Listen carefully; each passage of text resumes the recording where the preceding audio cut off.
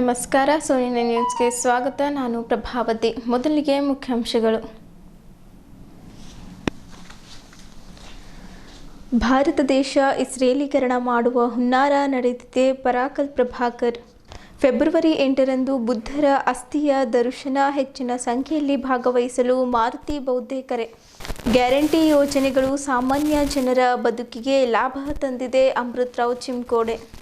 ಬೀದರ್ ನಾಗರಿಕ ಸನ್ಮಾರ್ಗ ಸಮಿತಿ ಬೀದರ್ ವತಿಯಿಂದ ಸರಳ ಸಾಮೂಹಿಕ ವಿವಾಹ ಕಾರ್ಯಕ್ರಮ ಹಮ್ಮಿಕೊಳ್ಳಲಾಗಿದೆ. Father Wilson. ಫೆಬ್ರವರಿ 6ರಂದು ಕೆಕೆಆರ್ಟಿಸಿ ಕಚೇರಿ ಎದುರು ನೌಕರರ ಧರಣಿ. ಸೂರ್ಯಕಾಂತ್ ಟೈಗರ್.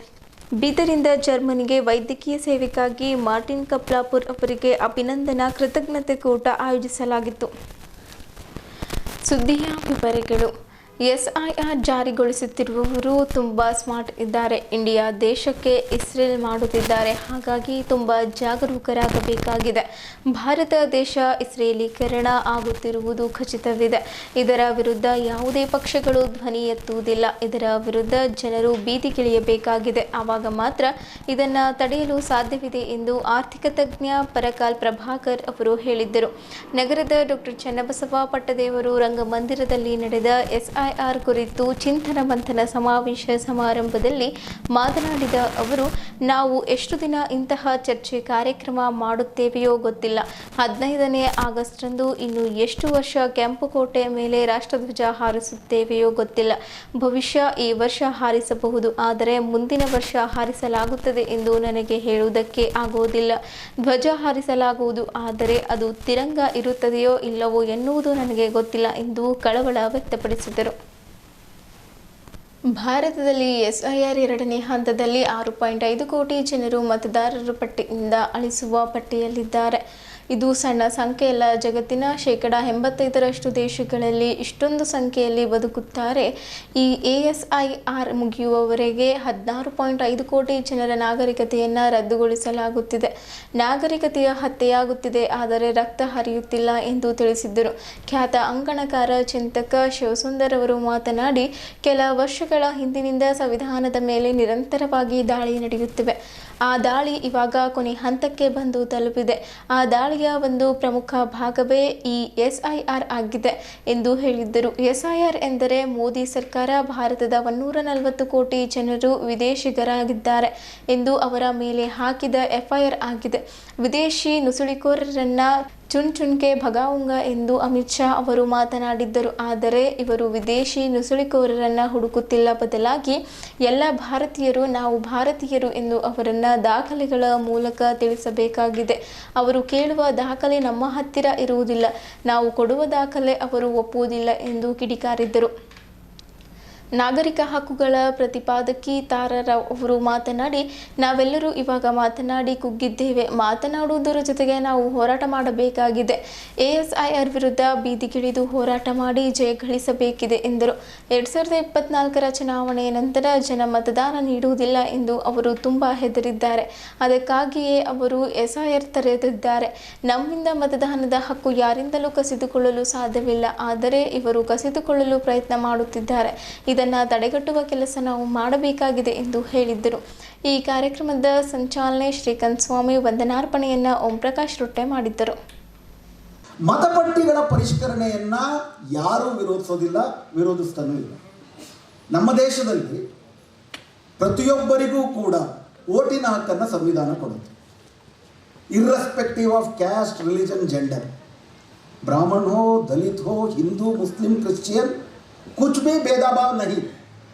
जो लोग इधर पैदा होता है उन लोगों को अगर उस दिनों में वो 21 बरस का था, अब तो 18 बरस का है. ನಾನು ಹಿಂದಿ ಅಷ್ಟು ಚೆನ್ನಾಗಿಲ್ಲ, ಅವಾಗ ಬೆಳೆಸ್ಬಿಟ್ಟು ಮಾತಾಡ್ತೀನಿ, ಕ್ಷಮಿಸ್ಬೇಕು. ಸ್ವಲ್ಪ ವ್ಯಾಕರಣ ದೋಷ ಇದ್ದರೆ ಹೊಟ್ಟೆಗೆ ಹಾಕಬೇಡಿ. ಅವರೆಲ್ಲರಿಗೂ ಕೂಡ ವೋಟಿನ ಹಕ್ಕನ್ನು ಕೊಡಬೇಕು ಅಂತ ಸಂವಿಧಾನ ಹೇಳುತ್ತೆ. ಯಾಕೆ ವೋಟಿನ ಹಕ್ಕು ಕೊಡಬೇಕು ಅದನ್ನು ಮೊದಲು ಅರ್ಥ ಮಾಡ್ಕೋಬೇಕು. ಯಾವುದೋ ರಾಜಕೀಯ ಪಕ್ಷವನ್ನು ಗೆಲ್ಲಿಸಬೇಕು ಅಂತಲ್ಲ ವೋಟಿನ ಹಕ್ಕಿರೋದು. ಅದು ಪ್ರಜಾತಂತ್ರದ ಅರ್ಥವೇ ಏನಪ್ಪ ಅಂದರೆ, ಈ ದೇಶದಲ್ಲಿ ಪ್ರಜಾತಂತ್ರ ಬರೋಕ್ಕೆ ಮುಂಚೆ ಸಾಮ್ರಾಟರಿದ್ದರು, ದೊರೆಗಳಿದ್ದರು, ರಾಜರಿದ್ದರು. ರಾಜ ಹೆಂಗೆ ಹುಟ್ಟಿದ್ದ? ರಾಣಿ ಹೊಟ್ಟೆಲಿ ಹುಟ್ಟಿದ್ದ.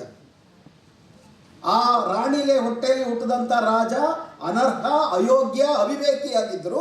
ರಾಣಿ ಮಗ ಅನ್ನೋ ಕಾರಣಕ್ಕೆ ರಾಜ ಆಗ್ತಿದ್ದ. ಮತ್ತು ನಾವು ಪ್ರಜೆಗಳು ಅವ್ರು ಕೊಟ್ಟಿದ್ದ ಭಿಕ್ಷೆಯನ್ನು ಅನುಭವಿಸ್ತಿದ್ವಿ. ಬ್ರಿಟಿಷರು ಬಂದರು, ನಮ್ಮನ್ನು ಆಳಿದ್ರು. ಅವರು ತಮಗೆ ಬೇಕಾದಂಗೆ ನಮ್ಮನ್ನು ಲೂಟಿ ಮಾಡ್ಕೊಂಡ್ರು. ನಮ್ಮನ್ನು ಲೂಟಿ ಮಾಡೋದಕ್ಕೆ ಕಾನೂನುಗಳು ಮಾಡಿದ್ರು. ನಮ್ಮ ದೇಶದಲ್ಲಿ ಮೊದಲನೇ ಚುನಾವಣೆಗೆ ನೋಡೋದಾದರೆ ಆಧುನಿಕ ಚುನಾವಣೆ ನಡೆದದ್ದು 1937ರಲ್ಲಿ.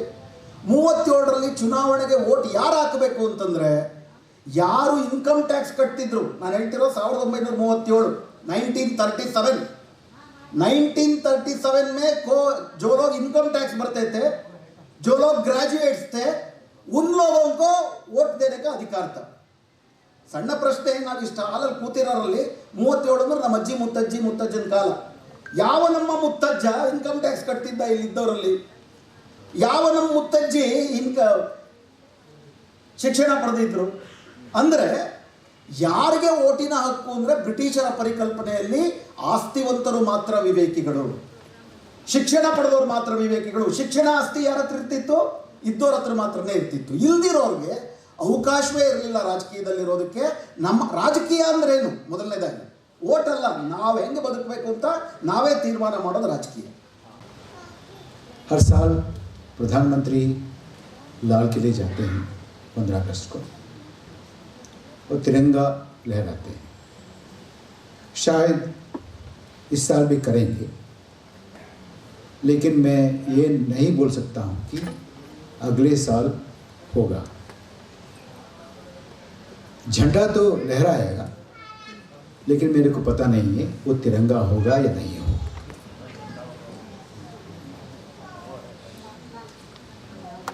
तो हम ऐसी वक्त से गुजर रहे हैं. बहुत ही सीरियस मामला है. मेरे को कुछ समझ में आया, शिवशंकर जी जो बोला है आपको, वही चीज़ मैं दोहराना नहीं चाहता हूँ, लेकिन एक दो चीज़ आपको मैं बताऊंगा और इसका एक दूसरी एंगल से आपको दिखाऊंगा.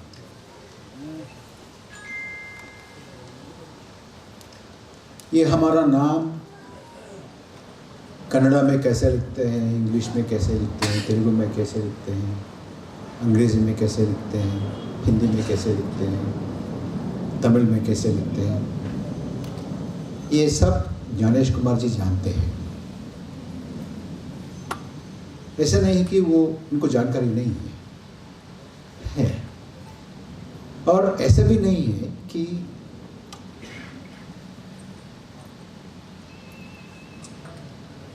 हमारे जैसे मुल्क में एक माता का और उनकी पहली बेटी का बेटा का एज में कितना अंतर होगा, ये भी उनको मालूम है. टाइम भी नहीं है ना? टाइम नहीं है ना.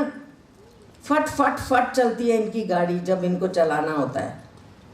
तो इसीलिए हमें अपना वोटर लिस्ट बनाना ही पड़ेगा. आप बोलेंगे कैसे?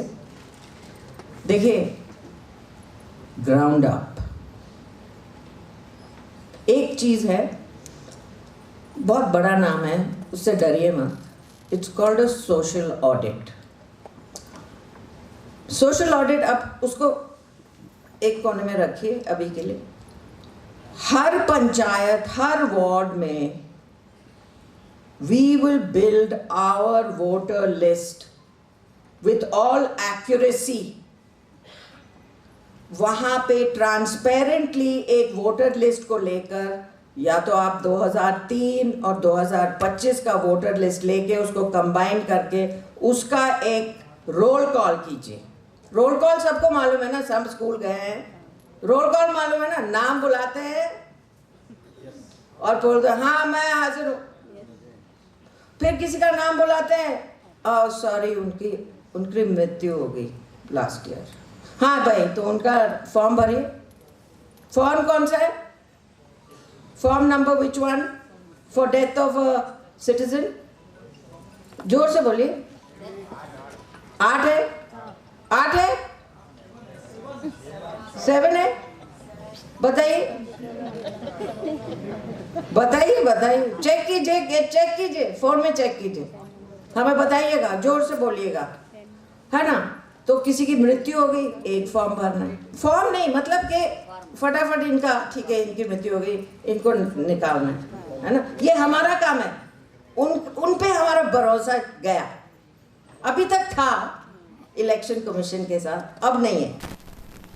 ಈ ತಿಂಗಳ 8ರಂದು ಮನ್ನಾಖೇಳಿಯ ರೇಕುಳ್ಗಿ ಮೌಂಟ್ ಬುದ್ಧ ವಿಹಾರದಲ್ಲಿ ಅಂದು ಬೆಳಗ್ಗೆ 11 ಗಂಟೆಗೆ ಭಿಕ್ಷು ಸಂಘದಿಂದ ಪರಿತ್ರಾಣ ಸೂತ್ರ ಪಠಣ ಹಾಗೂ ಪೂಜೆ ಕಾರ್ಯಕ್ರಮ ಜರುಗಲಿದೆ ಎಂದು ಕಾರ್ಯಕ್ರಮದ ಆಯೋಜಕರಾದ ಮಾರುತಿ ಬೌದ್ಧೆ ತಿಳಿಸಿದ್ದರು. ನಗರದ ಜಿಲ್ಲಾ ಪತ್ರಿಕಾ ಭವನದಲ್ಲಿ ಸುದ್ದಿಗೋಷ್ಠಿ ಉದ್ದೇಶಿಸಿ ಮಾತನಾಡಿರುವ ಅವರು, ಜಗತ್ತಿನಾದ್ಯಂತ ಥೈಲ್ಯಾಂಡ್ ಮತ್ತು ಇತರ ದೇಶದ ಬೌದ್ಧ ಭಿಕ್ಕುಗಳಿಂದ ನಡೆಯುತ್ತಿರುವ ಬುದ್ಧನ ಬೋಧನೆಗಳನ್ನು ಜಾಗೃತಿಗೊಳಿಸುವುದು ಧಮ್ಮ ಪಾದಯಾತ್ರೆಯ ಮೂಲ ಉದ್ದೇಶವಾಗಿದೆ ಎಂದರು. ಈ ಪಾದಯಾತ್ರೆಯು ಕಲಬುರಗಿ ಬುದ್ಧ ವಿಹಾರದಿಂದ ಈ ತಿಂಗಳ 2ರಂದು ಬಿಟ್ಟು ಇಂದು ಹುಮ್ನಾಬಾದ್ ತಾಲೂಕಿನ ಲಾಲ್ಧರಿಗೆ ತಲುಪಿ ಮುಖಂಡರಾದ ವಿಜಯಕುಮಾರ್ ಕೌಡಿಯಾಳರ ಫಾರ್ಮ್ ಹೌಸ್ನಲ್ಲಿ ವಿಶ್ರಾಂತಿ ಪಡೆಯುವರು. ನಾಳೆ ಹುಮ್ನಾಬಾದ್ ತಾಲೂಕಿನ ಕಪ್ಪರ್ಗಾಂವ್ ಗ್ರಾಮದಲ್ಲಿ ರಾತ್ರಿ ತಂಗುವರು. ನಾಡಿದ್ದು ಸಾಯಂಕಾಲ ಅನಾಥ ಪಿಂಡಕರ್ ಬುದ್ಧವಿಹಾರ ರೇಕುಳ್ಗೆ ಮೌಂಟ್ ಮನ್ನಾಖೇಳಿಗೆ ಆಗಮಿಸಲಿದ್ದು, ಈ ತಿಂಗಳ 8ರಂದು ಬೆಳಗ್ಗೆ 11 ಗಂಟೆಗೆ ಭಿಕ್ಷು ಸಂಘದಿಂದ ಪರಿತ್ರಾಣ ಸೂತ್ರ ಪಠಣ ಹಾಗೂ ಪೂಜೆ ಕಾರ್ಯಕ್ರಮ ಇರುತ್ತದೆ. ಮುಂದುವರಿದು ಮಾತನಾಡುತ್ತಾ, ಬುದ್ಧರ ಅಸ್ಥಿಯ ದರ್ಶನ ಪಡೆಯಲು ಇಚ್ಛಿಸುವ ಎಲ್ಲ ಉಪಾಸಕ ಉಪಾಸಕಿಯರು ಆಗಮಿಸಿ ಇಡೀ ದಿನ ದರ್ಶನ ಪಡೆಯಬಹುದಾಗಿದೆ. ಮುಂದುವರಿದು ಪಾದಯಾತ್ರೆಯು ದಿನಾಂಕ 9/2/2026ರಂದು ಅನಾಥಪಿಂಡ ಬುದ್ಧ ವಿಹಾರದಿಂದ ಬುದ್ಧವನಂ ನಾಗಾರ್ಜುನ ಸಾಗರ ತೆಲಂಗಾಣ ಕಡೆಗೆ ಹಿಂದಿ ಚಲನಚಿತ್ರ ನಟ ಗಗನ್ ಮಲ್ಲಿಕ್ ಸಿದ್ಧಾರ್ಥ್ ಹಾಗೂ ಥೈಲ್ಯಾಂಡ್ ಭಿಕ್ಷು ಸಂಘದ ಪರಮ ಸಂಘ್ಲಾಕ ಚೇಟ್ನಾ ಅವರ ನೇತೃತ್ವದಲ್ಲಿ ಈ ಪಾದಯಾತ್ರೆ ಜರುಗಲಿದೆ. ಪಾದಯಾತ್ರೆ ಯಶಸ್ವಿಗೊಳಿಸಲು ಈಗಾಗಲೇ ಜಿಲ್ಲಾಧಿಕಾರಿಗಳಿಗೆ ಹಾಗೂ ಜಿಲ್ಲಾ ಪೊಲೀಸ್ ವರಿಷ್ಠಾಧಿಕಾರಿಗಳಿಗೆ ಮನವಿ ಸಲ್ಲಿಸಲಾಗಿದ್ದು, ಜಿಲ್ಲಾಡಳಿತವು ಮುತುವರ್ಜಿ ವಹಿಸಿ ಈ ಪಾದಯಾತ್ರೆ ಯಶಸ್ವಿಗೊಳಿಸಬೇಕೆಂದು ಕೋರಲಾಗಿದೆ ಎಂದರು. ಮಾಜಿ ವಿಧಾನ ಪರಿಷತ್ ಸದಸ್ಯರಾದ ಕೆ ಪುಂಡಲಿಕರಾವ್ ಮಾತನಾಡಿ, ಇಂದು ಜಗತ್ತಿನಾದ್ಯಂತ ಶಾಂತಿ ಬೇಕಾಗಿದೆ. ಮುಂದುವರಿದ ರಾಷ್ಟ್ರವಾದ ಅಮೆರಿಕವಾದರೂ ಸಹ ಇಂದು ಶಾಂತಿಯನ್ನು ಬಯಸುತ್ತಿದ್ದು, ಇಂತಹ ಪಾದಯಾತ್ರೆಯನ್ನು ಮಾಡಲು ಸಿದ್ಧರಾಗಿರುವವರು. ಇತ್ತೀಚೆಗೆ ಮಹಾರಾಷ್ಟ್ರದ ಪರಭಣಿಯಿಂದ ಮುಂಬೈವರೆಗೆ ಈ ಪಾದಯಾತ್ರೆ ಜರುಗಿದ್ದು, ಇದು ನಮ್ಮ ಸೌಭಾಗ್ಯ. ಕರ್ನಾಟಕದಲ್ಲೂ ಅದರಲ್ಲೂ ನಮ್ಮ ಗಡಿ ಜಿಲ್ಲೆ ಬೀದರ್ನಿಂದ ಈ ಪಾದಯಾತ್ರೆ ತೆಲಂಗಾಣಕ್ಕೆ ಹಾದು ಹೋಗುತ್ತಿರುವುದು ನಮ್ಮ ಪುಣ್ಯ ಎಂದರು. ಇನ್ನೋರ್ವ ವಿಧಾನ ಪರಿಷತ್ ಸದಸ್ಯರಾದ ಅರವಿಂದ್ ಕುಮಾರ್ ಅರಳಿಯವರು ಮಾತನಾಡಿ, ತಥಾಗತ ಭಗವಾನ್ ಬುದ್ಧರ ಅಸ್ಥಿಯ ದರ್ಶನ ದೊರೆಯಲಿದ್ದು, ಥೈಲ್ಯಾಂಡ್ನ ಬುದ್ಧ ಪರಮ ಮಹಾ ಕಟ್ಟಿವಾಟ್ ಪರಮ ಸುಪಿತ್ ಯನರಾಹ ಮತ್ತು ಧಮ್ಮದೋತ್ ಆಗಮಿಸುತ್ತಿರುವರು ಎಂದು ಹೇಳಿದರು. ಕರ್ನಾಟಕ ರಾಜ್ಯ ದಲಿತ ಸಂಘರ್ಷ ಸಮಿತಿಯ ಜಿಲ್ಲಾ ಸಂಘಟನಾ ಸಂಚಾಲಕ ರಾಜ್ಕುಮಾರ್ ವಾಘ್ಮಾರೆ, ಬೀದರ್ ಬುಡಾ ಸದಸ್ಯರಾದ ವಿನೋದ್ ಕುಮಾರ್ ಬಂದ್ಗೆ, ಡಿಎಸ್ಎಸ್ ಜಿಲ್ಲಾ ಸಂಚಾಲಕ ಅರುಣ್ ಪಟೇಲ್ ಹಾಗೂ ಇತರರು ಪತ್ರಿಕಾಗೋಷ್ಠಿಯಲ್ಲಿದ್ದರು. 8ನೇ ತಾರೀಕಿಗೆ ಹೆಚ್ಚಿನ ಸಂಖ್ಯೆಯಲ್ಲಿ ಅನಾಥಪಿಂಡ ಬುದ್ಧ ವಿಹಾರಕ ಬೀದರ್ ಜಿಲ್ಲಾ ಬುದ್ಧ ಅನುಯಾಯಿಗಳು, ಬಾಬಾ ಸಾಹೇಬ್ ಅಭಿಮಾನಿಗಳು, ಬುದ್ಧ ಬಸವ ಅಂಬೇಡ್ಕರ್ ವಿಚಾರವಾದಿಗಳು, ಶಾಂತಿ ಬಯಸೋರು, ಸಮಾನತೆ ಬಯಸೋರು ಎಲ್ಲರೂ ಕೂಡ ಈ ಒಂದು ಕಾರ್ಯಕ್ರಮದಲ್ಲಿ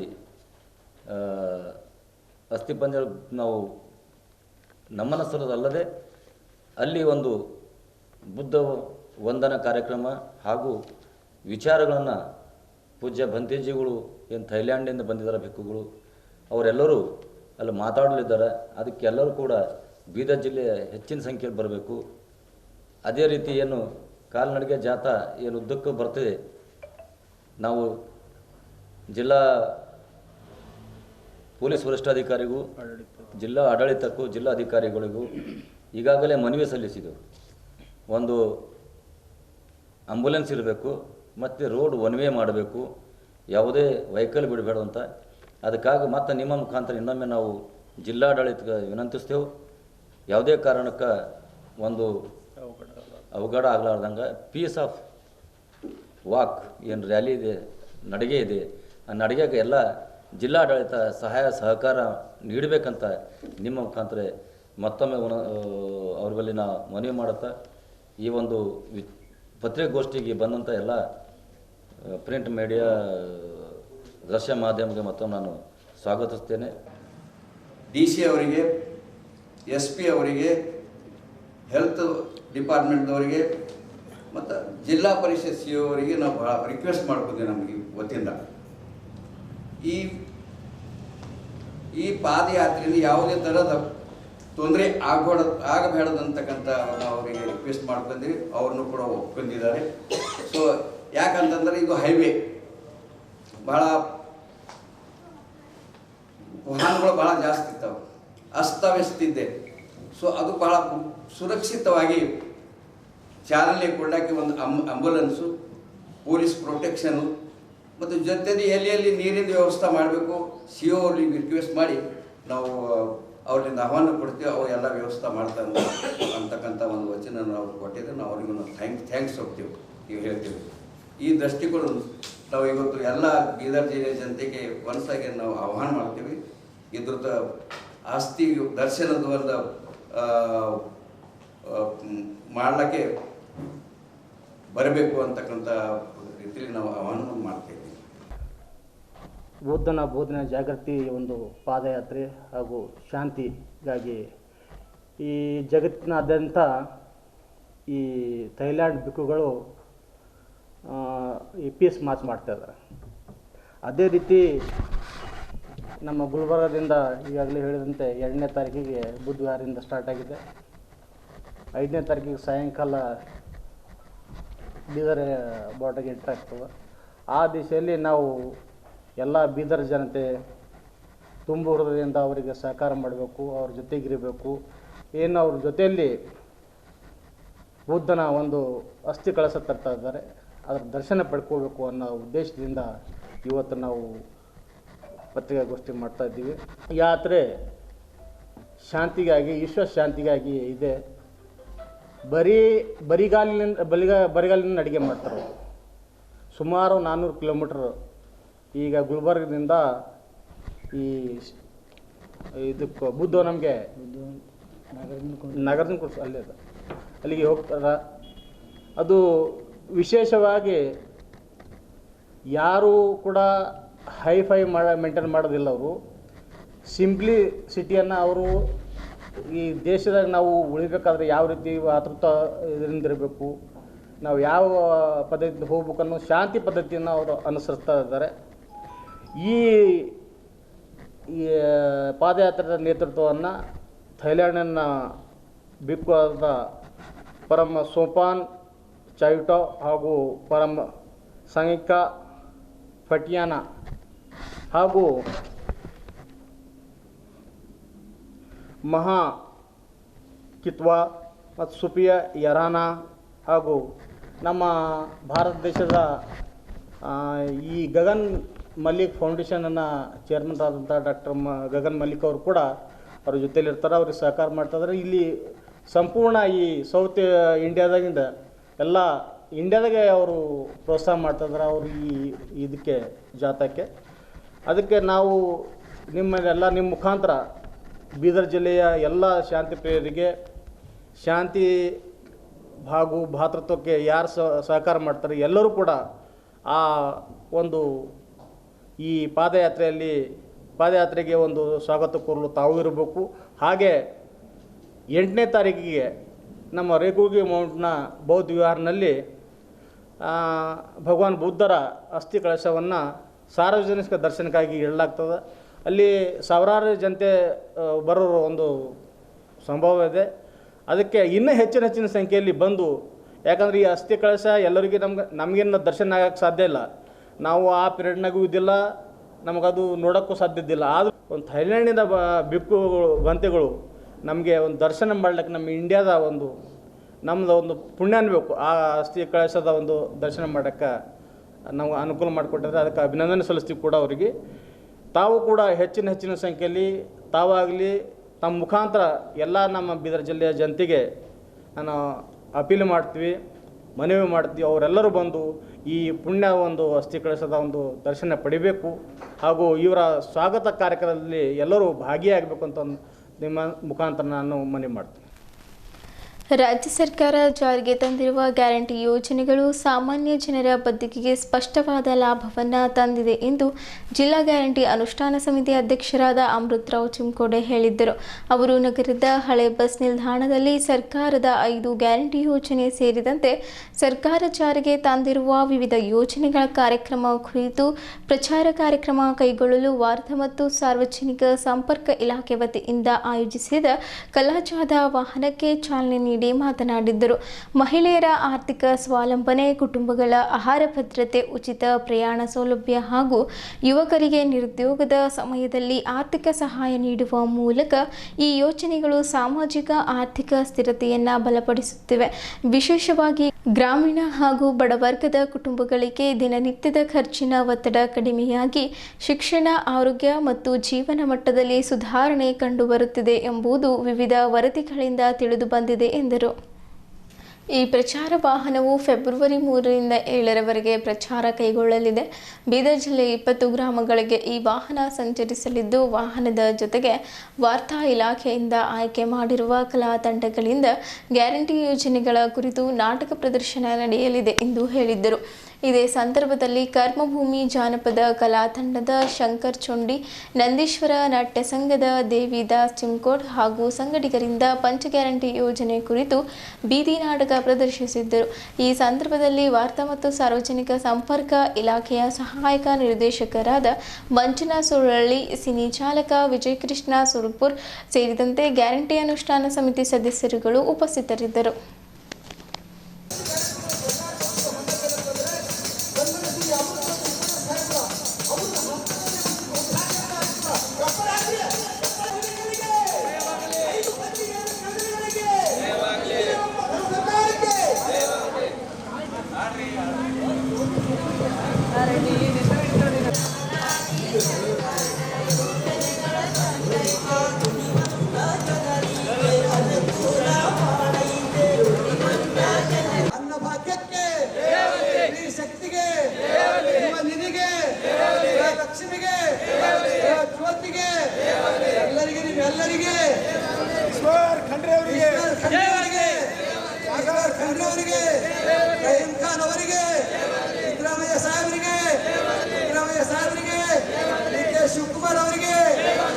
ಶಿವಕುಮಾರ್ ಅವರಿಗೆ ಎಲ್ಲರಿಗೂ ಓಟ್ ಹಾಕಿರ್ತಕ್ಕಂಥ ನಿಮ್ಗೆಲ್ಲರಿಗೆ 2,000 ರೂಪಾಯಿ ಹೆಣ್ಮಕ್ಕಳಿಗೆ ಕೊಡ್ತಾರೆ.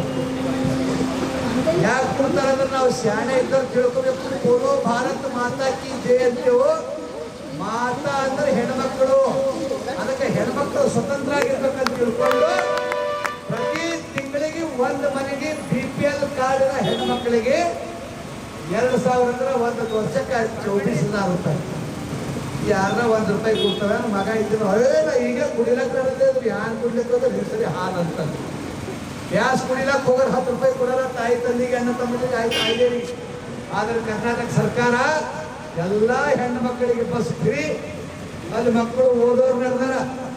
ಯುವ ನಿಧಿ ಅಂತೇಳಿ ಓದಿನವರಿಗೆ ಅವರಿಗೆ 2 ವರ್ಷ ನೌಕರಿ ಸಿಕ್ಕಿಲ್ಲ ಅಂತ ಹೇಳಿದ್ರ 2023ದಾಗ ಪಾಸ್ ಆಗಿದ್ದವರು ಡಿಗ್ರಿ ಮುಗಿಸಿದವರಿಗೆ 1 ತಿಂಗಳಿಗೆ 3,000 ರೂಪಾಯಿ. ಯಾಕ ಅವ್ರ ಕೆಲಸ ಹುಡುಕಿಲ್ಲ ಅಂದ್ರೆ ಮನೆಗೆ ಏನು ಮಾಡ್ತಾವ ಆಯಿ ಮತ್ತೆ ಖಾಲಿ ನೀವು ಓದಿ ಏನು ಮಾಡಿದೆ ಬಸ್ ತಿಳಿ ಹೋಯ್ಲತ್ತಾರ. ಅವರು ಏನು ಮಾಡಿದಿ ಅಂತ ಬೈಬಾರ್ದು ಅಂತ ತಿಳ್ಕೊಂಡು 3,000 ಬಂದಾಗ ಮಗ ಚಂದಿದ್ದಿ ಅಂತ ಹೇಳುತ್ತೆ. ಹಿಂಗ ತರುಣ ಶಕ್ತಿ ಯುವ ನಿಧಿ ಇರ್ತಕ್ಕಂಥ ಹೆಣ್ಮಕ್ಳು ಇರ್ಬೋದು, ಗಂಡಸ ಮಕ್ಕಳು ಇರ್ಬೋದು, ಡಿಗ್ರಿ ಮಾಡಿದವರಿಗೆ 3,000 ರೂಪಾಯಿ ಪ್ರತಿ ತಿಂಗಳಿಗೆ, ಡಿಪ್ಲೊಮಾ ಮಾಡಿದವರಿಗೆ ಪ್ರತಿ ತಿಂಗಳಿಗೆ 1,500 ರೂಪಾಯಿ. ಅವ್ರು ಎಲ್ಲೋ ಬೇರೆ ಕೆಲಸ ಹುಡ್ಕೊಂಡು ಬಂದ್ರೆ, ಈಗ ರಾಮಣ್ಣ ಭೀಮಣ್ಣ ಆಯ್ತೋ ಹೈದರಾಬಾದ್ಗೆ ಹೋಗ್ತಾನೆ, ಹುಡುಕಿ ಬರ್ತಾನೆ, ರೊಕ್ಕ ಇರಲ್ಲ, ತಾಯಿ ತಂದೆ ಕೊಡಲ್ಲ. 3,000 ರೂಪಾಯಿ ಸಿದ್ದರಾಮಯ್ಯ ಸರ್ಕಾರ, ಕರ್ನಾಟಕ ಸರ್ಕಾರ ಕೊಟ್ಟಿದ್ದು. ಅದು ತಗೊಂಡು ಹುಡ್ಕೊಂಡು ಬಂದ್ರೆ ತಿಂಗಳಿಗೆ 20,000 ಬರ್ತದೆ, 2,000 ಬಿಟ್ಟು ಕೊಡ್ತಾನೆ. ಸೇರ್ಜೋಳ ಬಿಟ್ಟರಿ ಖಂಡಗೆ ರಾಶಿ ಮಾಡ್ರಿ ಅಂತ 2,000 3,000 ತಗೊಂಡು 1,500 ತಗೊಂಡು ನೌಕರಿ ಮಾಡಿ ಬಿಡ್ಬೇಕಂದ್ರೆ ತರುಣ ಶಕ್ತಿಗೆ ಕಮ್ಜೋರ್ ಆಗಬಾರ್ದು. ದೇಶದ ಶಕ್ತಿ ಯುವ ಶಕ್ತಿ ಅಂತ ಸ್ವಾಮಿ ವಿವೇಕಾನಂದ ಹೇಳ್ತಿರೋ. ತರುಣರಿಗೆ ಬೆಲೆ ಕೊಡ್ತಕ್ಕಂಥ ಕೆಲಸ ಸಿದ್ದರಾಮಯ್ಯ ಕರ್ನಾಟಕ ಸರ್ಕಾರ ಮಾಡಿದ್ರಿ. ಬೀದರ್ನಾಗ ಈಶ್ವರ್ ಖಂಡ್ರೆ ಸಾಹೇಬ್ರಿಗೆ ಗೆಲ್ಸಿರಿ, ಮಂತ್ರಿ ಮಾಡಿರಿ. ರಹೀಂ ಖಾನ್ ಸಾಹೇಬ್ರಿಗೆ ಗೆಲ್ಸಿರಿ, ಮಂತ್ರಿ ಮಾಡಿರಿ. ಕರ್ನಾಟಕದಲ್ಲಿ 136 ಸೀಟ್ ಗೆಲ್ಲಿಸ್ಕೊಟ್ರಿ ಅಂತ ತಿಳ್ಕೊಂಡು ನೀವು ಕೊಟ್ಟಿದ್ದು ದೇವರ ಗುಡಿಗೆ ಹೋಯ್ತೀರಿ, ಮದಿಗೆ ಹೋಯ್ತೀರಿ, ಮುಂದಿಗೆ ಹೋಯ್ತೀರಿ, ತೊಟ್ಟಲಿಗೆ ಹೋಯ್ತೀರಿ. ಅವರ ಆಯಿ ಬರ್ತಾಳ ಸುಮ್ಮನೆ ಬರಳ್ಳೆ ಅಂತ ಹೋಯ್ತಾರೆ. ಅಲ್ಲಿ ಬಸ್ತಿ ಯೋಜನೆಗೆ ರೊಕ್ಕ ಉಳಿತದಲ್ಲ ಅದು ಸರ್ಕಾರ ಕೊಟ್ಟದ ಬಸ್ತಿಗೆ. ಬೀದರ್ ನಾಗರಿಕ ಸನ್ಮಾರ್ಗ ಸಮಿತಿ ಬೀದರ್ ವತಿಯಿಂದ ಸಾಮೂಹಿಕ ವಿವಾಹ ನೆರವು ಯೋಜನೆ 2025-26 ಸಾಮೂಹಿಕ ವಿವಾಹಗಳಿಗೆ ಪ್ರತಿ ದಂಪತಿಗಳಿಗೆ ₹50,000 ಆರ್ಥಿಕ ನೆರವು ನೀಡಲಾಗುವುದೆಂದು ಕರ್ನಾಟಕ ಅಲ್ಪಸಂಖ್ಯಾತರ ಕಲ್ಯಾಣ ಇಲಾಖೆ ಸಹಕಾರದೊಂದಿಗೆ ಫೆಬ್ರವರಿ 28ರಂದು ನೋಂದಣಿ ಮಾಡಿಕೊಳ್ಳಲು ಕೊನೆಯ ದಿನಾಂಕವಾಗಿದೆ. ಸಾಮೂಹಿಕ ವಿವಾಹದಲ್ಲಿ ಕನಿಷ್ಠ 10 ಜೋಡಿಗಳಿಗೆ ವಿವಾಹ ಮಾಡಿಸಲಾಗುವುದೆಂದು ಫಾದರ್ ವಿಲ್ಸನ್ ಅವರು ಮಾತನಾಡುತ್ತಾ ಹೇಳಿದ್ದರು. ಸಾರ್ವಜನಿಕರು ಹೆಚ್ಚಿನ ಸಂಖ್ಯೆಯಲ್ಲಿ ಭಾಗವಹಿಸಿ ಇದರ ಲಾಭ ಪಡೆಯಬೇಕೆಂದು ಕೋರಿದ್ದರು. ವಧುವರರು ಕರ್ನಾಟಕದಲ್ಲಿ ಅಲ್ಪಸಂಖ್ಯಾತ ಸಮುದಾಯಗಳಲ್ಲಿ ಒಂದಕ್ಕೆ ಮುಸ್ಲಿಂ, ಕ್ರಿಶ್ಚಿಯನ್, ಜೈನ, ಬೌದ್ಧ, ಸಿಖ್ ಅಥವಾ ಪಾರ್ಸಿ ಸೇರಿದವರಾಗಿರಬೇಕು. ಹೆಚ್ಚಿನ ಮಾಹಿತಿಗಾಗಿ ಶಹಾಪುರ್ ಗೇಟ್ ಬಳಿ ಇರುವ ಶಾನ್ ಶಿಕ್ಷಣ ಸಂಸ್ಥೆಯಲ್ಲಿ ಇದರ ಕಚೇರಿಯನ್ನು ತೆರೆಯಲಾಗಿದೆ. ನೋಂದಣಿ ಮಾಡಿಕೊಳ್ಳುವವರು ದಾಖಲೆ ಸಹಿತ ನೋಂದಣಿ ಮಾಡಿಕೊಳ್ಳಬೇಕೆಂದು ವಿನಂತಿಸಿದ್ದರು. ಡಾಕ್ಟರ್ ರಾಜಶೇಖರ್ ಸೇಡಂಕರ್ ಅವರು ಮಾತನಾಡುತ್ತಾ ವಧುವಿನ ವಯಸ್ಸು 18ರಿಂದ 42 ವರ್ಷ ವಯಸ್ಸಿನವರಾಗಿರಬೇಕು ಮತ್ತು ವರನ ವಯಸ್ಸು 21ರಿಂದ 45 ವರ್ಷ ವಯಸ್ಸಿನವರಾಗಿರಬೇಕು. ಈ ಯೋಜನೆಯಡಿಯಲ್ಲಿ ಸಹಾಯ ಪಡೆಯಲು ಪ್ರತಿ ವಧುವರರ ವಾರ್ಷಿಕ ಆದಾಯ ₹2.50 ಲಕ್ಷ ಮೀರಿರಬಾರದು ಮತ್ತು ಅವರ ಒಟ್ಟು ಆದಾಯ ₹2.50 ಲಕ್ಷ ಮೀರಿರಬಾರದು. ಈ ಪ್ರಯೋಜನವನ್ನು ಜೀವಿತಾವಧಿಯಲ್ಲಿ ಒಮ್ಮೆ ಮಾತ್ರ ಪಡೆಯಬಹುದು. ವರನಿಗೆ ಈಗಾಗಲೇ ಜೀವಂತ ಹೆಂಡತಿ ಇದ್ದಲ್ಲಿ ಅಥವಾ ವಧುವಿಗೆ ಈಗಾಗಲೇ ಜೀವಂತ ಗಂಡ ಇದ್ದಲ್ಲಿ ಈ ಯೋಜನೆ ಅನ್ವಯಿಸುವುದಿಲ್ಲ. ಒಂದು ಕುಟುಂಬದಿಂದ ಒಬ್ಬ ವ್ಯಕ್ತಿ ಮಾತ್ರ ಈ ಯೋಜನೆಯಡಿಯಲ್ಲಿ ಪ್ರಯೋಜನವನ್ನು ಪಡೆಯಬಹುದು ಎಂದು ಮಾತನಾಡುತ್ತಾ ಹೇಳಿದ್ದರು. ಇತ್ತೀಚಿನ ದಿನಗಳಲ್ಲಿ ನಾವು ಪ್ರತಿಯೊಂದು ಮನೆ ಕಾರ್ಯಗಳನ್ನು ಒಂದು ಆಡಂಬರವಾಗಿ ನಡೆಸುವುದನ್ನು ನಾವು ನೋಡ್ತಾ ಇದ್ದೀವಿ. ಯಾವುದೇ ಚಿಕ್ಕ ಕಾರ್ಯಕ್ರಮಗಳಾಗಲಿ, ಇದ್ದವರು ಇಲ್ಲದವರು, ಶ್ರೀಮಂತರು ಬಡವರು ಎಲ್ಲ ಸೇರಿ ಒಂದು ಆಡಂಬರದ ಸಂಭ್ರಮಗಳಾಗಿ ಪರಿಣಮಿಸ್ತಾ ಇದೆ. ವಿಶೇಷವಾಗಿ ಕುಟುಂಬಗಳಲ್ಲಿ ನಡೆಯುತ್ತಿರುವಂತಹ ಈ ಮದುವೆ ಸಮಾರಂಭಗಳು ಇದ್ದವರು ಮಾಡ್ತಾರೆ, ಇಲ್ಲದವರು ಕೂಡ ಸಾಲ ಮಾಡಿಕೊಂಡು ಆದರೂ ಸಹ ನಮ್ಮ ಕಾರ್ಯ ಚೆನ್ನಾಗಿ ಆಗಬೇಕು, 4 ಮಂದಿ ನೋಡಬೇಕು, ಇಂತಹ ವಿಚಾರಗಳಲ್ಲಿ ತೊಡಗಿರ್ತಾರೆ.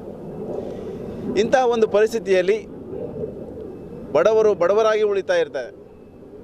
ಇದರ ಜೊತೆಗೆ ಮದುವೆ ಆದ ನಂತರ ಅವರು ಪಡುವಂಥ ಕಷ್ಟ ಸಮಸ್ಯೆಗಳು ಅದು ಸಹಿಸಲಾರದು. ಇದ್ದವರು ಹೇಗೆ ನಡೆಸ್ಕೊಂಡು ಹೋಗ್ತಾ ಇದ್ದಾರೆ. ಈ ಪ್ರಸ್ತುತವಾಗಿ ತಿಳಿಸುವುದಾದರೆ ಇಂತಹ ಒಂದು ಸಂದಿಗ್ಧ ಪರಿಸ್ಥಿತಿಯಲ್ಲಿ ಕರ್ನಾಟಕ ಸರ್ಕಾರ ಅಲ್ಪಸಂಖ್ಯಾತರ ಇಲಾಖೆಯ ವತಿಯಿಂದ ಈ 6 ಸಮುದಾಯಗಳಿಗೆ ಸರಳವಾದಂತಹ ದುಂದು ವೆಚ್ಚವಿಲ್ಲದಂತಹ ಮದುವೆ ಸಮಾರಂಭವನ್ನು ನಡೆಸ್ಕೊಳ್ಳೋಕ್ಕೆ ಒಂದು ಅವಕಾಶವನ್ನು ಮಾಡಿಕೊಟ್ಟಿದೆ. ಇದರ ನಿಯಮಾವಳಿಗಳು ಈಗಾಗಲೇ ಈ ಕರಪತ್ರಗಳಲ್ಲಿ ಉಲ್ಲೇಖವಾಗಿದ್ದಾವೆ. ಈ ರೀತಿ ಮಾಡುವುದರಿಂದ ಒಂದು ಕುಟುಂಬಕ್ಕೆ ಒಂದು ಸಹಾಯವಾದಂತಹ ಸರ್ಕಾರದ ಸಹಾಯ ಹಸ್ತ ಇದೆ. ಈ ಕಾರ್ಯವನ್ನು ಮುಂದುವರಿಸ್ಕೊಂಡು ಹೋಗಬೇಕು, ಇದರ ಜೊತೆಗಾರಿಕೆ ನಮ್ಮ ಜೊತೆಗಿರಬೇಕು ಅಂತ ವಿಚಾರವನ್ನು ಅಂದ್ಕೊಂಡು ನಾವು BNSS ಬೀದರ್ ನಾಗರಿಕ ಸನ್ಮಾರ್ಗ ಸಮಿತಿ ಇದು ಸದಸ್ಯರು ಕಳೆದ ಅನೇಕ ದಿನಗಳಿಂದ ಈ ವಿಚಾರವನ್ನು ಎಲ್ಲ ಕಡೆಗೆ ಪ್ರಸಾರವಾಗಬೇಕು, ಇದರ ಬಳಕೆಯನ್ನು ಮಾಡಬೇಕು ಎಂಬ ಪರಿಕಲ್ಪನೆಯನ್ನು ಹೊಂದ್ಕೊಂಡು ಈ ವಿಚಾರವನ್ನು ಮುಂದಿಡ್ತಾ ಇದ್ದೀವಿ. ಈ ಮಾತುಗಳನ್ನು ಕೇಳಿದಂತಹ ಪ್ರತಿಯೊಬ್ಬರು ನಿಮ್ಮ ಈ 6 ಸಮುದಾಯಗಳಲ್ಲಿ ನೀವು ಒಳಗೊಂಡಿದ್ದಂತಾದರೆ ನಿಮ್ಮ ದಾಖಲೆಗಳನ್ನು ಅದನ್ನು ಪರಿಷ್ಕರಿಸಿ ಈ ಸರಳ ವಿವಾಹಕ್ಕೆ ಸಹಕರಿಸಬೇಕಾಗಿ ನಾನು ವಿನಂತಿಸ್ತೇನೆ. Beggar free Bidar, addiction free Bidar ಮತ್ತು ಸರಳ ವಿವಾಹವನ್ನು ಪ್ರೋತ್ಸಾಹಿಸೋದು. ಸೊ ಇದರಲ್ಲಿ ನಾವು ಪ್ರತಿ ವಾರ ಒಂದೊಂದು ಗ್ರಾಮ ಪಂಚಾಯತಿಗೆ ನಮ್ಮ ಸದಸ್ಯರು ಹೋಗಿ ಅಲ್ಲೊಂದು ಅವೇರ್ನೆಸ್ ಕ್ರಿಯೇಟ್ ಮಾಡೋಂಥ ಒಂದು ಸಂದರ್ಭಗಳು ಮಾಡ್ತಾಯಿದ್ದೀವಿ ನಾವು. ಸೊ ಅದರ ಥರ ಒಂದು ನಮ್ಮ ಅಲ್ಪಸಂಖ್ಯಾತರ department of government of Karnataka ವತಿಯಿಂದ ಸರಳ ವಿವಾಹವನ್ನು ಪ್ರೋತ್ಸಾಹಿಸುತ್ತಾ ದ್ವಂದ್ವ ವೆಚ್ಚನ ಮಾಡದೆ ಯಾರು ಸಿಂಪಲಾಗಿ ಮದುವೆ ಮಾಡ್ಕೋತಾರೆ ಅವ್ರಿಗೆ ಒಂದು ₹50,000 ಧನ ಸಹಾಯನ ಮಾಡ್ತಾಯಿದ್ದಾರೆ. ಇದರಿಂದ ಏನಾಗುತ್ತೆ ಅಂತಂದರೆ ಇವತ್ತಿಂದ ಒಂದು ಕಲ್ಚರ್ ಏನಾಗಿದೆ ಅಂತಂದರೆ ದುಡ್ಡು ಖರ್ಚು ಮಾಡಿ ಫಂಕ್ಷನ್ ಮಾಡೋದು, ಆಮೇಲೆ ತೋರಿಸ್ಕೊಳ್ಳೋಂಥ ಪರಿಸ್ಥಿತಿ ಉಂಟಾಗಿದೆ. ಅಂದರೆ ಯಾರೋ ಮಾಡ್ತಾಯಿದ್ದಾರೆ ಅಂತ ನಾವು ಮಾಡೋಕ್ಕೆ ಹೋಗಿ ಸಾಲ ಮಾಡಿಕೊಂಡು ಮನೆ ಮಾರೋದು, ಹೊಲ ಮಾರ್ಕೊಂಡು ಅದು ಸಾಲ ತೀರಿಸೋದು ಇದೇ ಆಯಿತು. ಅಂದರೆ ಬಡವರು ಇರ್ತಾಯಿದ್ದಾರೆ. ಸೊ ಇದು ನಾವು ಖಂಡಿಸ್ತೀವಿ. ಸೊ ಇದೊಂದು ಗೌರ್ಮೆಂಟ್ ಕಡೆಯಿಂದ ಒಂದು ಸ್ಕೀಮು ತಾವು ಯುಟಿಲೈಸ್ ಮಾಡ್ಕೋಬೇಕು. 28 ಫೆಬ್ರವರಿ ಒಳಗಾಗಿ ರಿಜಿಸ್ಟ್ರೇಷನ್ ಮಾಡಿಸುವಂಥ ವ್ಯವಸ್ಥೆ ಮಾಡಿದ್ದಾರೆ. ಶಾಹೀನ್ ನಗರ್ ಶಾಹೀನ್ ಸ್ಕೂಲಲ್ಲಿ ಇದರ ಮುಖ್ಯ ಕಾರ್ಯಾಲಯ ಇರುತ್ತದೆ. ತಾವು ಬಂದು ಅಲ್ಲಿ ರಿಜಿಸ್ಟ್ರೇಷನ್ ಮಾಡ್ಕೋಬೋದು. ಅಲ್ಲಿ ಫೋನ್ ನಂಬರ್ ನಾವು ಕರಪತ್ರದಲ್ಲಿ ಕೊಟ್ಟಿದ್ವಿ, ಅದೇ ಫೋನ್ ನಂಬರ್ ಮಾಡ್ಕೊಂಡು ತಾವು ನೋಂದಣಿಯನ್ನು ಮಾಡ್ಕೋಬೇಕು. ಇದರದ್ದು ಒಂದು ಸದುಪಯೋಗ ಮಾಡ್ಕೋಬೇಕಂತೇಳಿ ನಾವು BNSS ಕಡೆಯಿಂದ ತಮಗೆಲ್ಲರಿಗೆ ಕೋರ್ಕೋತಿದ್ವಿ. ಧನ್ಯವಾದ. ಫೆಬ್ರವರಿ 6ರಂದು KKRTC ಕಚೇರಿ ಎದುರು ನೌಕರರ ಧರಣಿ. KKRTC ಬೀದರ್ ವಿಭಾಗೀಯ ಕಚೇರಿ ಎದುರು ಫೆಬ್ರವರಿ 6ರಂದು ಬೆಳಗ್ಗೆ 10ರಿಂದ ಸಂಜೆ 4ರವರೆಗೆ ನೌಕರರ ಸಂಘದಿಂದ ಸಾಂಕೇತಿಕ ಶಾಂತಿಯ ಧರಣಿ ಸತ್ಯಾಗ್ರಹ ಹಮ್ಮಿಕೊಳ್ಳಲಾಗಿದೆ ಎಂದು ವಲಯ ಸಮಿತಿ ಅಧ್ಯಕ್ಷ ಸೂರ್ಯಕಾಂತ್ ಟೈಗರ್ ತಿಳಿಸಿದ್ದಾರೆ. ನಿಗಮದಲ್ಲಿ ನಡೆಯುತ್ತಿರುವ ಹಣಕಾಸು ಅವ್ಯವಹಾರ, ಸೇವಾ ಮುಂಬಡ್ತಿ ವಿಳಂಬ, ಇ ಟೆಂಡರ್ ನಿಯಮ ಉಲ್ಲಂಘನೆ, ವರ್ಗಾವಣೆ ಸೌಲಭ್ಯ ನಿರಾಕರಣೆ ಹಾಗೂ ನೌಕರರ ಮೇಲಿನ ಅನ್ಯಾಯ ಕ್ರಮಗಳನ್ನು ಖಂಡಿಸಿ ಪ್ರತಿಭಟನೆ ನಡೆಸಲಾಗುವುದೆಂದು ಸೂರ್ಯಕಾಂತ್ ಟೈಗರ್ ಅವರು ಮಾತನಾಡುತ್ತಾ ಹೇಳಿದ್ದರು. ಕಲ್ಯಾಣ ಕರ್ನಾಟಕ ಬೀದರ್ ವಿಭಾಗದಲ್ಲಿ ಆರ್ಥಿಕವಾಗಿ ಸಂಸ್ಥೆಗೆ ಲಕ್ಷಾಂತರ ರೂಪಾಯಿ ಏನಪ್ಪ ಲೂಟಿ ಮಾಡಿದಂಥ ಅಧಿಕಾರಿಗಳ ವಿರುದ್ಧ ನಾವು ಈಗಾಗಲೇ ನಮ್ಮ ಸಂಸ್ಥೆಯ ಮುಖ್ಯಸ್ಥರಾದಂಥ ವ್ಯವಸ್ಥಾಪಕ ನಿರ್ದೇಶಕರಿಗೆ ಭೇಟಿಯಾಗಿ ಅವರಿಗೆ ನಾವು ಮನವಿ ಪತ್ರ ಕೊಟ್ಟು ಇಲ್ಲಿ ಆದಂಥ ಅವ್ಯವಹಾರದಲ್ಲಿ ಏನು ತಪ್ಪು ಮಾಡಿದಂಥ ಅಧಿಕಾರಿ ಆಗಿರ್ಬೋದು, ಮೇಲ್ವಿಚಾರಕರಾಗಿರ್ಬೋದು, ಅವರ ಒಂದು ಕರ್ತವ್ಯ ಲೋಪದ ಅಡಿಯಲ್ಲಿ ಕೂಡಲೇ ಏನಪ್ಪ ಅಂದ್ರೆ ಪ್ರಕರಣ ದಾಖಲು ಮಾಡಬೇಕು, ಪೊಲೀಸ್ ಪ್ರಕರಣ ದಾಖಲು ಮಾಡಬೇಕು. ಅದರ ಜೊತೆಯಲ್ಲಿ ಅಮಾನತುಗೊಳಿಸಿ ಅವರಿಗೆ ಬೇರೆ ವಿಭಾಗಕ್ಕೆ ವರ್ಗಾವಣೆಗೊಳಿಸ್ಬೇಕಂತೇಳಿ ನಾವು ಒಂದು ಮನವಿಯನ್ನು ಮಾನ್ಯ ವ್ಯವಸ್ಥಾಪಕ ನಿರ್ದೇಶಕ ಮಾಡಿರ್ತೀವಿ. ಅದು 6ನೇ ತಾರೀಕಿನ ತನಕ ನಾವು ಗಡುವನ್ನು ಕೊಟ್ಟಿರ್ತೀವಿ. ಅಲ್ಲಿವರೆಗೂ ಏನಾದರೂ ಕ್ರಮ ಆದಲ್ಲಿ ನಾವು ಹೋರಾಟದಿಂದ ಹಿಂಸರಿತೀವಿ ಅಂತೇಳಿ ತಿಳಿಸಲಾಗಿತ್ತು. ಆದರೆ ಇವತ್ತು ಇಲ್ಲಿವರೆಗೂ ಕೂಡ ಇಂದಿನವರೆಗೂ ಕೂಡ ಯಾವುದೇ ರೀತಿ ಕ್ರಮ ತಪ್ಪಿದಸ್ಥ ಅಧಿಕಾರಿ ಮೇಲ್ವಿಚಾರಕ ಸಿಬ್ಬಂದಿಗಳ ಮೇಲೆ ಆಗಿಲ್ಲ. ಅದಕ್ಕೋಸ್ಕರ ಬರ್ತಕ್ಕಂಥ 6ನೇ ತಾರೀಕು ಶುಕ್ರವಾರ ನಮ್ಮ ಎಲ್ಲ ನೌಕರರ ಬಳಗದಿಂದ ನಮ್ಮ SC/ST ನೌಕರರ ಕ್ಷೇಮಾಭಿವೃದ್ಧಿ ಸಂಘ ಜೊತೆಗೆ ಕಲ್ಯಾಣ ಕರ್ನಾಟಕ ರಸ್ತೆ ಸಾರಿಗೆ ನೌಕರರ ಸಂಘ ಮತ್ತು ಇತರೆ ಸಂಘಟನೆಗಳ ಜೊತೆಯಲ್ಲಿ ನಾವು ಒಂದು ಧರಣಿ ಸತ್ಯಾಗ್ರಹ ಮೂಲಕ ಉಗ್ರವಾದ ಹೋರಾಟವನ್ನು ನಾವು ಮಾಡ್ತಾಯಿದ್ದೀವಿ. ನಿನ್ನೆ ನಮಗೆ ಈ ಒಂದು ನಮ್ಮ ವಿಭಾಗೀಯ ನಿಯಂತ್ರಣಾಧಿಕಾರಿ ಬೀದರ್ ಇವರೊಂದು ನಿನ್ನೆ ನಮಗೆ ಒಂದು ಕರೆದು ಒಂದು ಮಾತುಕತೆನೇ ಆಡಿದ್ರು.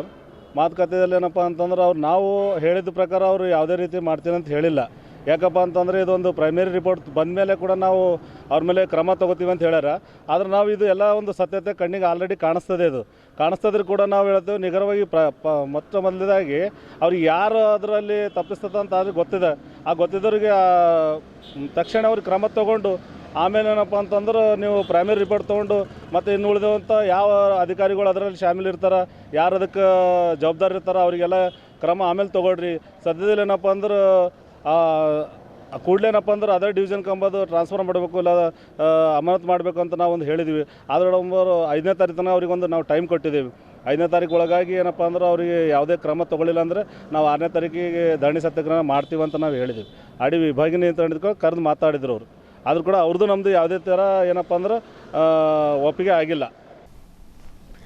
ಬೀದರ್ನ ಮಂಗಲ್ಪೇಟ್ ಬಳಿ ಇರುವ ಗವಿಯಲ್ಲಿ ದೇವರಿಗೆ ಕೃತಜ್ಞತೆ ಕೂಟ ಆಯೋಜಿಸಲಾಗಿತ್ತು. ಭಜನೆ, ದೇವರ ಹಾಡುಗಳನ್ನು ಹಾಡುವ ಮೂಲಕ ಜಾನ್ಸನ್ ಕಪ್ಲಾಪುರ್ ಅವರ ಕುಟುಂಬದ ವತಿಯಿಂದ ಈ ಕಾರ್ಯಕ್ರಮ ಹಮ್ಮಿಕೊಳ್ಳಲಾಗಿತ್ತು. ಬೀದರ್ನಿಂದ ಜರ್ಮನಿಗೆ ಹೋಗುತ್ತಿರುವ ಮಾರ್ಟಿನ್ ಕಪ್ಲಾಪುರ್ ಅವರಿಗೆ ಅಭಿನಂದನಾ ಔತಣಕೂಟ ಹಮ್ಮಿಕೊಳ್ಳಲಾಗಿತ್ತು.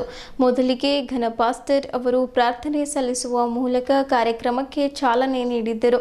ದಿಲೀಪ್ ಕಾಡ್ಬಾದ್ ಅವರ ವತಿಯಿಂದ ಯೇಸುಸ್ವಾಮಿ ಅವರ ಹಾಡು ಹಾಡುವ ಮೂಲಕ ಸಭಿಕರನ್ನ ಮನರಂಜಿಸಿದರು. ಇದೇ ಸಂದರ್ಭದಲ್ಲಿ ಬಂದಂತಹ ಗಣ್ಯರು ಶಾಲು ಹೊದಿಸಿ ಹೂಮಾಲೆ ಹಾಕಿ ಶುಭ ಕೋರಿದ್ದರು. ಇವರು ಜರ್ಮನಿಗೆ BSc ನರ್ಸಿಂಗ್ ಮುಗಿಸಿ ವೈದ್ಯಕೀಯ ಸೇವೆಗಾಗಿ ಬೀದರ್ನಿಂದ ಜರ್ಮನಿಗೆ ತೆರಳುತ್ತಿದ್ದಾರೆ. ಈ ಸಂದರ್ಭದಲ್ಲಿ ಕಪ್ಲಾಪುರ್ ಕುಟುಂಬ ಅಲ್ಲದೆ ಅವರ ಬಂಧು ಮಿತ್ರರು, ಅಪಾರ ಗೆಳೆಯರ ಬಳಗ ಸೇರಿದಂತೆ ಇತರರು ಇದ್ದರು. ಈ ಸಂದರ್ಭದಲ್ಲಿ ಕೇಂದ್ರ ಸಭೆಯ ಸಭಾಪಾಲಕರು ರೆವರೆಂಡ್ SL ತುಕಾರಾಮ್, ಕಪ್ಲಾಪುರ್ ಸಭೆಯ ಸಭಾಪಾಲಕರು ರೆವರೆಂಡ್ MN ರಾಜ್ಕುಮಾರ್, ಹಿರಿಯ retired reverend Ramdas, Halket B reverend Prakash pastor, ಅನೇಕ ಪಾಸ್ಟರ್ಗಳು ಹಾಗೂ ರಾಜಕೀಯ ಮುಖಂಡರು ಸೇರಿದ್ದರು. ಮಾರುತಿ ಬೌದ್ಧೆ ಹಿರಿಯ ರಾಜಕೀಯ ಮುಖಂಡರು, ಸುಂದರ್ ಮಾಳೆಗಾಂವ್ ಜೆಡಿಎಸ್ ನಾಯಕರು, ಅಬಿಕಾಳೆ ಜೆಡಿಎಸ್ ವಿದ್ಯಾರ್ಥಿ ಘಟಕದ ಅಧ್ಯಕ್ಷರು, Hanumantrao Mailare Kaplapur labour officer, Mahesh labour inspector ಹಾಗೂ ಎಲ್ಲ ಸಿಬ್ಬಂದಿ ವರ್ಗದವರು, ಕಾಶಿನಾಥ್ ವಾಲ್ದೊಡ್ಡಿ, ಸೂರ್ಯಕಾಂತ್ ಕಾಡ್ವಾದ್ ಜೆಡಿಎಸ್ ನಾಯಕರು, ವಿನಯ್ ಕುಮಾರ್ ಜೆಡಿಎಸ್ ನಾಯಕರು, ಬೊಂಗುಂಡ ಜೆಡಿಎಸ್ ನಾಯಕ, ತಾನಾಜಿಗೊಂಡ ನಾಯಕ್, ಔರದ್ ಕಪ್ಲಾಪುರ್ ಸಭೆಯ ಸಭಿಕರು, ಅನೇಕ ನಾಯಕರುಗಳು ಹಾಜರಿದ್ದರು. ಆರಾಧನೆ ನಡೆಸಿಕೊಟ್ಟಿದ್ದವರು ದಿಲೀಪ್ ಕಾಡ್ವದ್, ಸ್ಯಾಮ್ಸನ್ ಎಡೆನ್ ಕಾಲನಿ ಹಾಗೂ ತಂಡದವರು.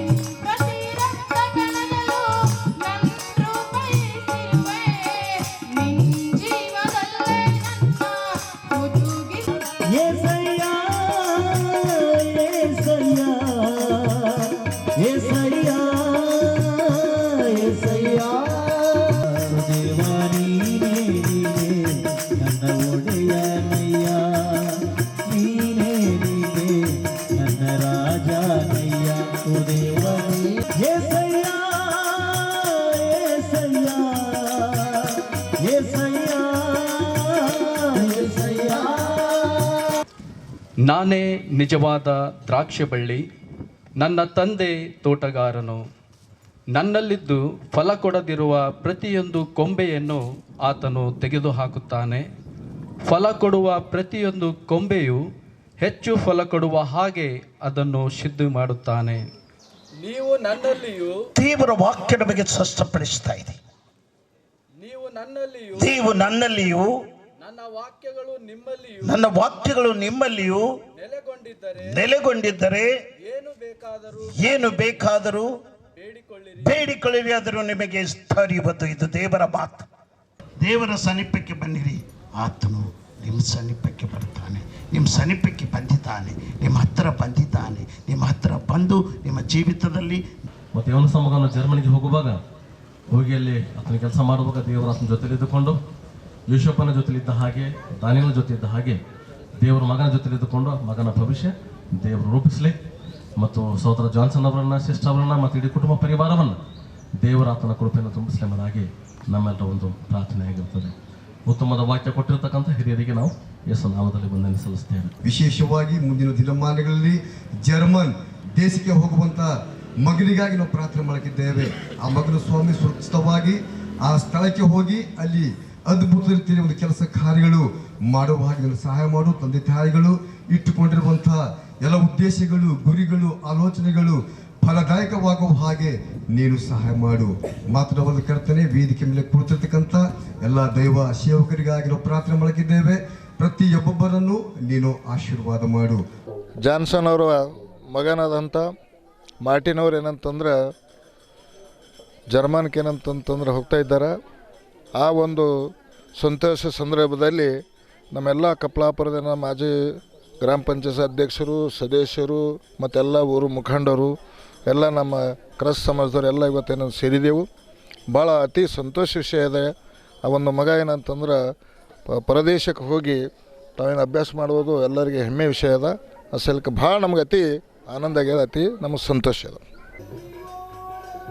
ನಮ್ಮ ಮಗ ಒಂದು ಒಳ್ಳೆ ರೀತಿ ಓದಿ ಜರ್ಮನ್ ಭಾಷೆ ಕಲಿತು ಜರ್ಮನ್ ಅದರಲ್ಲಿ ಪಾಸಾಗಿ ಜರ್ಮನ್ಗೆ ಹೋಗುವಂಥ ಒಂದು ಕೆಲಸ ಮಾಡಿದ್ದಾನೆ. ಅದಕ್ಕಾಗಿ ಎಲ್ಲ ನಮ್ಮ ಸ್ನೇಹಿತರಿಗೂ ಎಲ್ಲ ನಮ್ಮ ಸಂಬಂಧಿಕರಿಗೂ ಎಲ್ಲ ಪಾಸ್ಟರ್ಗಳಿಗೂ ಎಲ್ಲರಿಗೂ ಕರೆದು ಒಂದೇನಪ್ಪ ಅಂದ್ರೆ ಅನುನಿತ್ಯ ಕೂಟವನ್ನು ಇಕ್ಕೊಂಡು ಅದ್ರ ಜೊತೆ ಸಂಗೀತ ಕಾರ್ಯಕ್ರಮ ಒಂದು ಇಟ್ಕೊಂಡು ಏನಪ್ಪ ಅಂದ್ರೆ ದೇವರಿಗೆ ಸನ್ಮಾನ ಮಾಡುವಂಥ ಕಾರ್ಯಕ್ರಮದಲ್ಲಿ ನಾವು ಭಾಗವಹಿಸಿ ಇದು ದೇವರಿಗೆ ಘನಮಾನ ತರುವಂಥ ಕಾರ್ಯಕ್ರಮದಲ್ಲಿ ನಾವು ಭಾಗವಹಿಸಿದ್ದೇವೆ.